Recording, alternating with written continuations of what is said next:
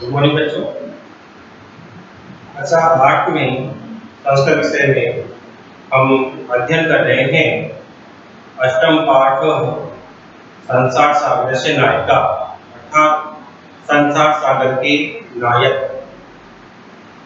पिछली जो हमारी क्लास हुई थी उस क्लास में हमने इन संसार सागर के नायकों के बारे में कुछ जानकारी प्राप्त की थी और इस पाठ के बारे में भी आपको बताया गया था कि यह जो पाठ आपके पाठ्यक्रम में लिया गया है, यह पाठ अनुपम मिश्र द्वारा उनकी रचना है। आज भी खड़े हैं तालाब के संसार सागर के नायक के अध्याय से लिया गया है।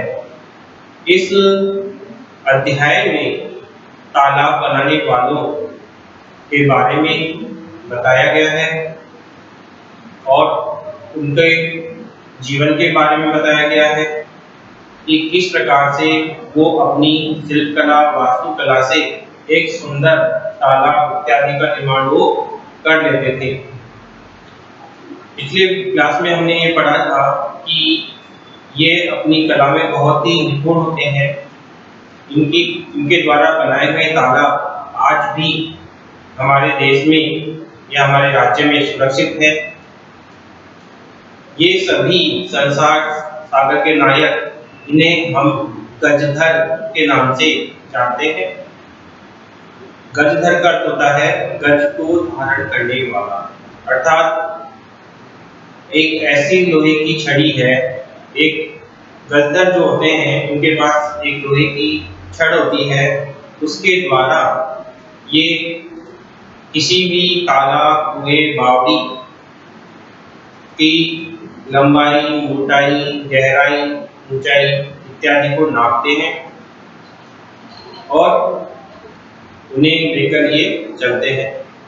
पहले जब हमारे पास में संख्याओं का ज्ञान नहीं था तो और नई जो मशीनें थी वो भी हमारे पास में नहीं थी, तो उस समय जो तालाब इत्यादि का निर्माण किया जाता था वो सभी इन गजधरों के द्वारा ही निर्माण किया जाता था।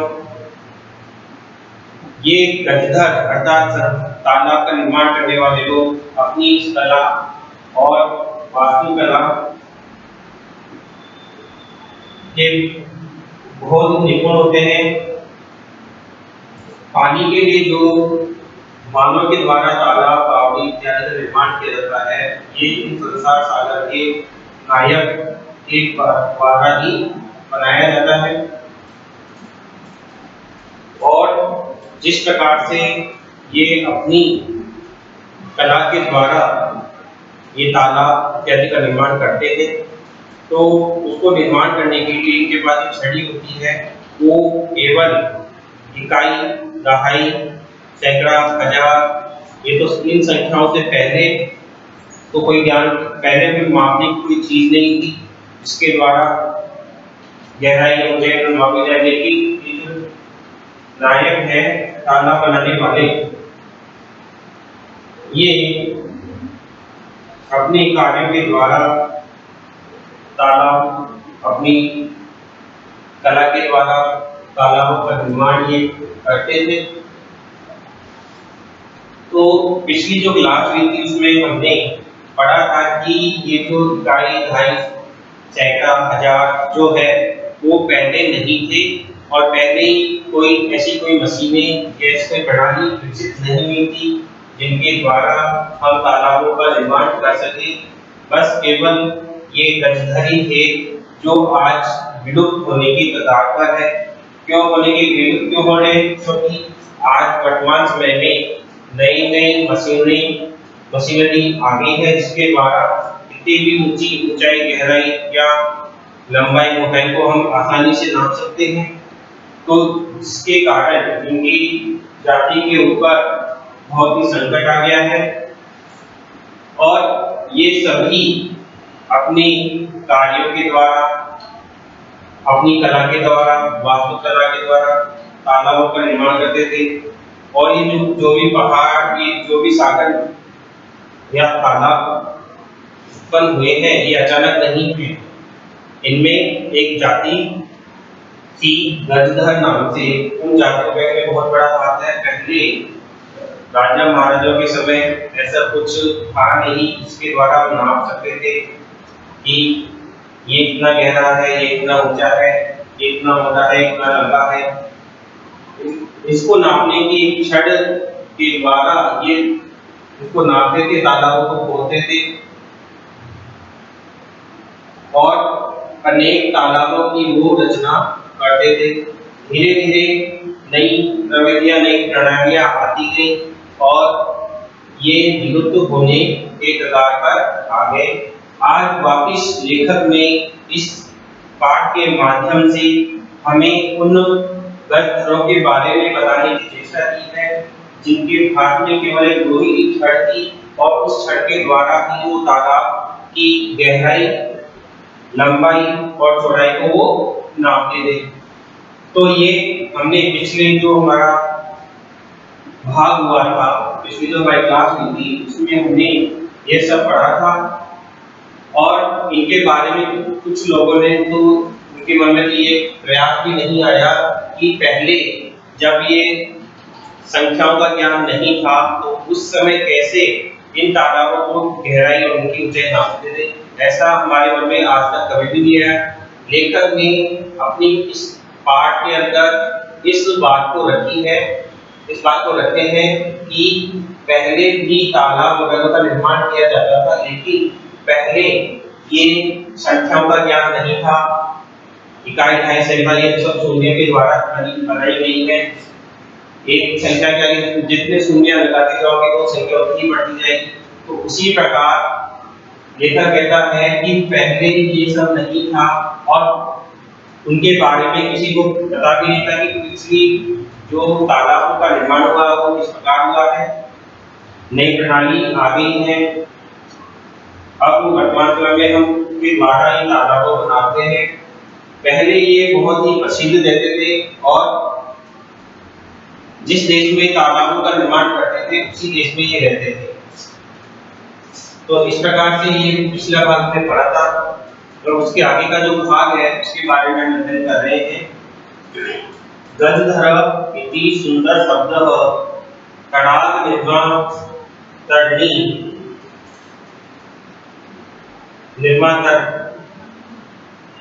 तरणी सादरम स्मरणार्थम। गजधर ये सुंदर शब्द, गजधर ये सुंदर शब्द जो दे रखा है ये तालाब निर्माण करने वालों को सादर स्मरण के रूप में किया जाता है। यानी कि गजधर, गजधर का अर्थ होता है गज को धारण करने वाले। गजधर है गजधर अर्थात गज को धारण करने वाले।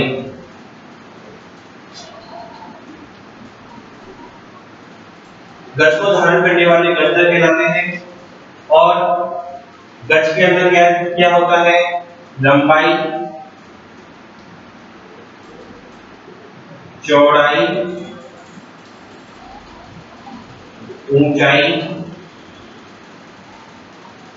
गहराई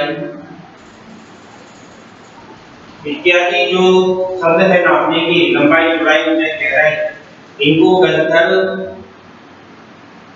के द्वारा, एक छड़ के द्वारा ये नापते थे। इसीलिए इन्हें गजधर कहा जाता है क्योंकि ये अपने हाथ में, अपने साथ में एक लोहे की छड़ रखते थे। उस छड़ के द्वारा ये उस जगह की लंबाई, चौड़ाई, गहराई और मोटाई के बारे में जान लेते थे। फिर उस जगह पर वे अपनी छड़ के द्वारा ही और जो उनके पास में साधन थे, सामग्रियां थी, उसके द्वारा ही ये तालाबों को खोदते थे और उनका निर्माण करते थे।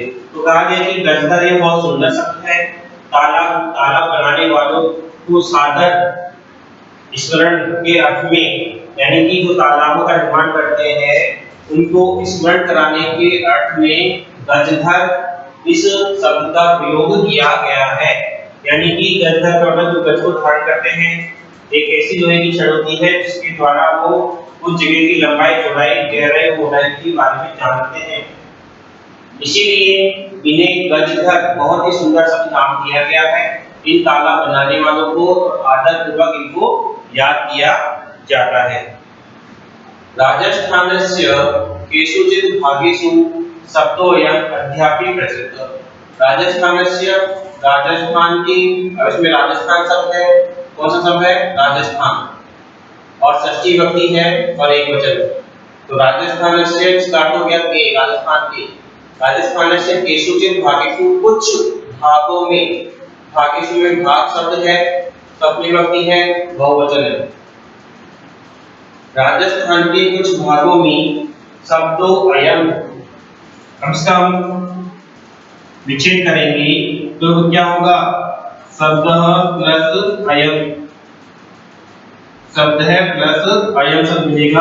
अब यहाँ पे शब्दों अयम कैसे हुआ?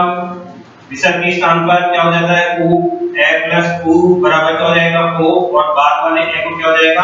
अब अगला के लिए होगी उत्तम संधि होगी, इसमें उत्तम विसर्ग संधि है। शब्दों अयम यानी शब्द है प्लस अयम, ये है शब्द।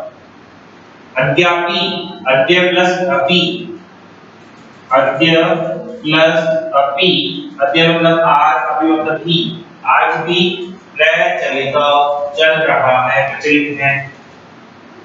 राजस्थान के कुछ भागों में यह शब्द आज भी प्रचलित है, अर्थात राजस्थान के मरुस्थल की तरफ, मरुस्थल का जो क्षेत्र है राजस्थान के, वहां पर पानी की बहुत कमी रहती है, इसलिए वहां पर ये अपनी इस शब्द यानी गजघर को बहुत ही अच्छी तरह से जाना जाता है, क्योंकि ये अपनी सामग्री के द्वारा कुएं, बावड़ी और तालाबों का निर्माण करते हैं और एक ऐसी सामग्री, ऐसे स्थान के बनाते हैं जिसके अंदर पानी सुरक्षित रहता है, काफी समय तक उसमें सुरक्षित रहता है। जमीन के बहुत नीचे गहराई में जाकर ये इसकी खुदाई करते हैं, खुदाई पर वो जो पानी निकलता है उस पानी के बारे में यही लोग जानते हैं कि कितनी गहराई पे पानी है। तो राजस्थान के कुछ भागों में, यानी कि राजस्थान के ऐसे कई भाग, कुछ भाग हैं जहां पे यह सब आज भी प्रचलित है, यानी कि आज भी इस गजघर नाम को जाना जाता है और आज भी इस प्रकार की जो जाति है वो वहां पर आपको मिल जाती है। क्या गजघरा? कौन है गजघर?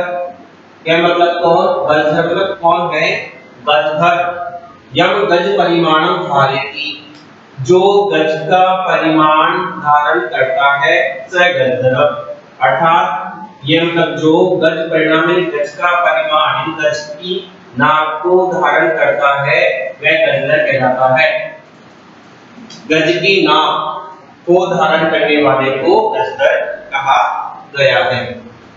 गज परिमाणम एवं मापन कार्य उपयुज्यते, गज की माप, गज का गज परिमाण, गज का परिमाण की मापन कार्य में उपयोग किया जाता है, यानी कि गज की नाप के द्वारा ही मापन किया हुआ कार्य प्रयोग में रहता है।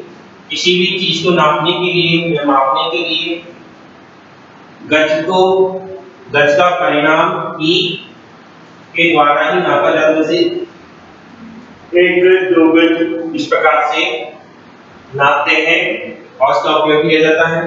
समाजे त्रिहस्तः परिमाणकमिति लोयस्ति हस्ते गृहीत्वा चलत, अर्थात समाज में तीन हस्ते मतलब तीन हाथ के नाप की, तीन हाथ के नाप की, समाज में त्रिहस्त परिमाण की मतलब हो गया तीन हाथ के नाप की लोहे यष्टि, लोहे यष्टि का मतलब होता है लोहे की छड़ी, लोहे यष्टि इसका अर्थ होता है लोहे की छड़।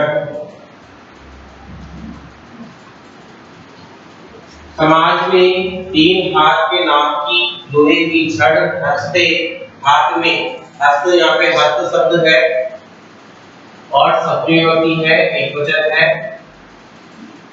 लोहे की छड़ हस्ते मतलब हाथ में, गृहीत्वा लेकर करके, ग्रह प्लस तत्वा गृहीत्वा, और यहाँ पे ग्रह प्लस तत्वा तो क्या हो जाएगा ये ग्रहीत्वा, यानी कि ग्रहण करके, हाथ में लेकर के ग्रहण करके ग्रहण करके चलंतः चलते हैं, गद्धरा गद्धर। समाज में त्रिहस्त परिमाण की, समाज में 3 हाथ नाप की लोहे की छड़ हाथ में लेकर के चलते हैं गद्धर। कौन चलते हैं? गद्धर। इदानीं शिल्प रूपेण नैव समानता सन्ति, इस समय शिल्प रूप में ही नहीं, आदर के रूप, शिल्प रूप के आदर के रूप में ही नहीं, बल्कि ये समाज की गंभीरता को मापने के लिए भी के रूप में भी ये परिचित है। लेखक कह रहे हैं कि इदानीं इस समय, इदानीं इस समय शिल्पी रूपेण, शिल्पी के रूप के द्वारा ही नहीं, शिल्प रूप के द्वारा ही नहीं, आदर के रूप, शिल्प रूप में ही आदर नहीं होता इनका, बल्कि ये समाज, जो समाज की गंभीरता को भी, गहराई को भी नापते हैं, इस रूप में भी ये परिचित है। लेखक कहना चाह रहा है कि ये जो गद्धर है, इन गद्धरों को शिल्पी के रूप में ही नहीं, शिल्पी किसे बोलते हैं? जो किसी चीज का निर्माण करता है, ऐसी वस्तु मिट्टी के द्वारा घर बनाना या पत्थरों के द्वारा घर बनाना, वो क्या है? वो कौन होते हैं? शिल्पकार होते हैं। मिट्टी से बेसिकली बर्तन बनाए जाते हैं, मूर्तियां बनाई जाती हैं, सब शिल्पकला में आते हैं। तो कह रहे हैं कि ये शिल्पकार के रूप में ही आदर में नहीं लिया, आदर के रूप में ही नहीं है गद्धर, ये जो समाज की गहराई की मापने के लिए भी के रूप में भी, यह इस रूप में भी परिचित है। यानी कि इस समय, वर्तमान समय के बारे में बता रहे हैं कि वर्तमान समय में इन लोगों को हम शिल्पी के रूप में आदर देते हैं, लेकिन ये गद्धर समाज की गहराई को नापने के लिए इस रूप में भी ये माने जाते हैं, परिचित होते हैं। गजधरा वास्तुकरा आसन, गजधरा वास्तुकार थे, गजधर वास्तुकार थे। कामम ग्रामीण समाजो भवतु, कामम ग्रामीण समाजो भवतु, भले ही ग्रामीण समाज में हो या नगर समाज में हो, उनके नव निर्माण की सुरक्षा प्रबंधन का दायित्व गजधर ही निभाते हैं। यानी कि लेखक कह रहा है कि जो गजधर है, चाहे वो ग्रामीण समाज में हो चाहे नगर समाज में हो, उनके नए निर्माण की सुरक्षा प्रबंधन का दायित्व गजधर ही निभाते हैं। किसी भी कार्य या किसी भी मकान को बनाने के लिए किसी शिल्पकार का कारीगर, इसको हम बोलते हैं वर्तमान समय में कारीगर जो होते हैं वही शिल्पकार के रूप में माने जाते हैं। तो ये ग्रामीण समाज में ही नहीं बल्कि नगर समाज में भी नए निर्माण का और उनकी सुरक्षा का प्रबंध का दायित्व भी गजधर निभाते हैं। यानी कि नए जो निर्माण होते हैं, उन नए निर्माणों का दायित्व ही नहीं बल्कि उनकी सुरक्षा प्रबंध का दायित्व भी गजधर निभाते थे। यानी कि बताया जा रहा है कि पहले जो गजधर थे, पहले समय में गजधर थे, वो वास्तुकार थे और वे वास्तुकला में निपुण थे। उनको पता रहता था कि कहाँ पे किस प्रकार से हमें निर्माण करना है और कहाँ पर वो निर्माण सफल होगा या असफल होगा, उसके बारे में भी वो जानते थे। चाहे वो ग्रामीण समाज में हो या नगर समाज में, नए निर्माण का सुरक्षा प्रबंधन का दायित्व भी गजधर ही निभाते थे। यानी कि कोई सा भी नया निर्माण जो होता था, उसकी सुरक्षा का दायित्व भी इनके ऊपर ही था। नगर नियोजनात् लघु निर्माण पर्यन्तं सर्वाणि कार्याणि एतेष्वेव आदत्तानि आसन्। नगर नियोजन से लघु निर्माण तक सर्वाणि कार्याणि सभी कार्य एतेषु एव। ये जो शब्द है इसका हम विच्छेद करेंगे तो इसका अर्थ इस प्रकार से निकलेगा एतेषु प्लस ए। एतेषु प्लस ए, यहाँ पे शेड के अंदर वो के सामने क्या हो जाएगा, व ये हो जाएगा एतेष्व प्लस एव बराबर ए ते स वे व। अब इसके अंदर संधि है यण संधि। कौन सी संधि है? यण संधि है। क्यों? के सामने क्या हो गया? वे। एतेषु यानी कि एतेषु मतलब इनमें ही,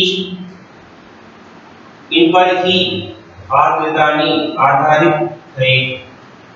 नगर नियोजना लघु निर्माण पर्यंतम सर्वाणि कार्याणि इन पर ही एतेषु आधारितानि आसन्। यानी कि प्राचीन समय में ये जो ग्रंथघर थे इनका कार्य नगर नियोजन से लेकर लघु निर्माण तक सभी कार्य इन पर ही आधारित था।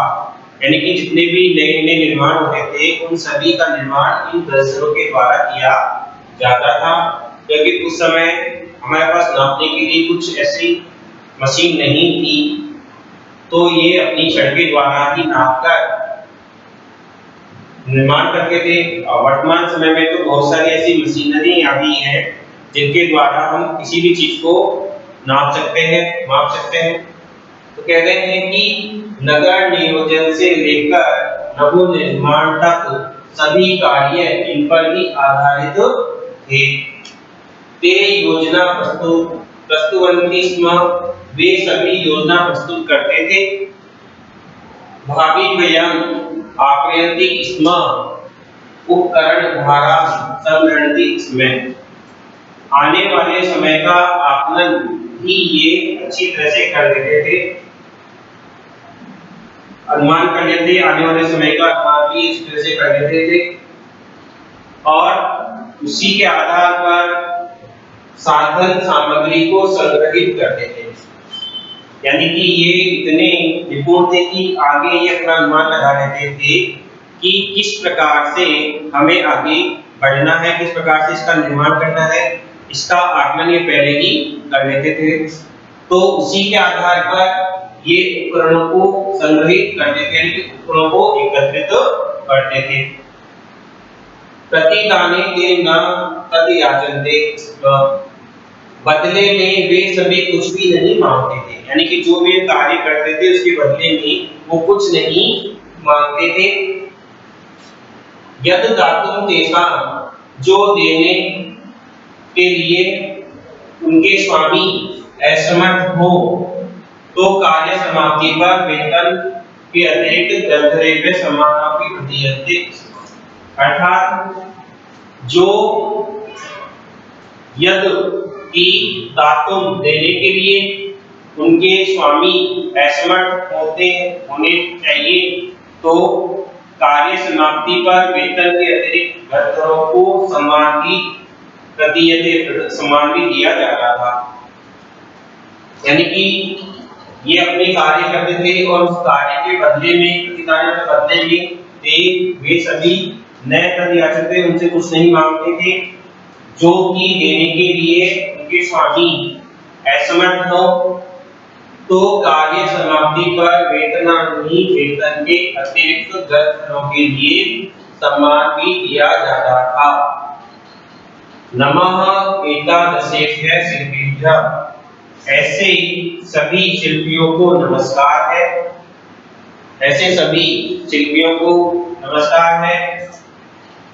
ये जो पाठ है हमारा ग्रंथघर संसार सागर से नायका, ये समाप्त होता है। एक बार वापिस हम इस पैराग्राफ का अर्थ समझ लेते हैं, अध्ययन कर लेते हैं, ताकि आपको इससे संबंधित किसी प्रकार की कोई समस्या नहीं हो।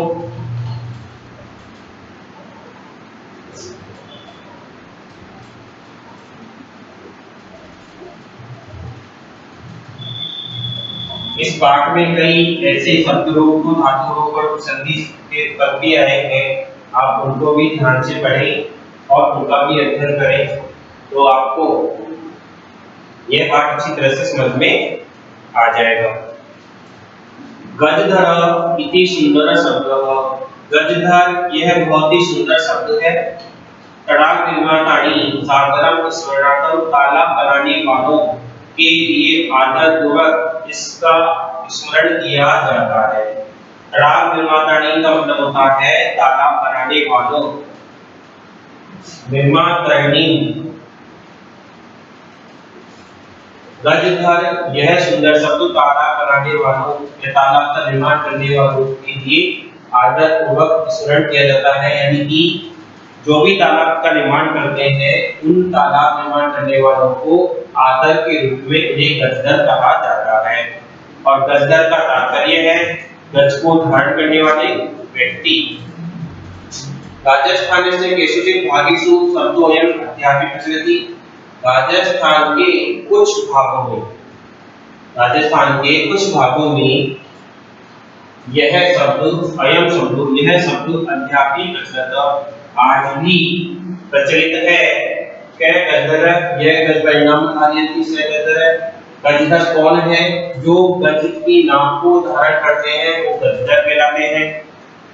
गज परिमाणम एवं मापन कार्य उपयुज्यते। गज के माप का ही मापन कार्य उपयोग में लिया जाता है। समाजे त्रिहस्ते परिमाणात्मकी दो यस्ते हस्ते गृहीत्वा चलता गजधरा। अर्थात समाज में तीन हाथ के नाप की, तीन हाथ के नाप की लोहे की छड़ हस्ते हाथ में गृहीत्वा धारण करके लेकर के चलते हैं ये गजधर। अर्थात ये जो गजधर है अपने हाथ में तीन हाथ लंबी लोहे की छड़ हाथ में लेकर ये चलते हैं। इदानीं शिल्पी रूपेण नैव समादृता सन्ति। इस समय ये शिल्पी के रूप में आदर पूर्वक नहीं है गजधर, जो समाजस्य गांभीर्यम् मापयेत इत्यत्र रूपे परिचित। जो समाज की गहराई को मापते हैं इस रूप में ये परिचित है। गजधरा वास्तुकारा आसन। गजधरा वास्तुकार, जो गजधर थे वो वास्तुकार भी थे। इनको वास्तुकला का पूर्ण ज्ञान रहता था और उस वास्तुकला के द्वारा ही ये अपने जो कार्य थे, निर्माण कार्य उसी के हिसाब से करते थे और उन्हें ये पता रहता था कि ये कार्य हमारा कितना सफल होगा या कितना असफल होगा, इसके बारे में वो सभी जानते थे।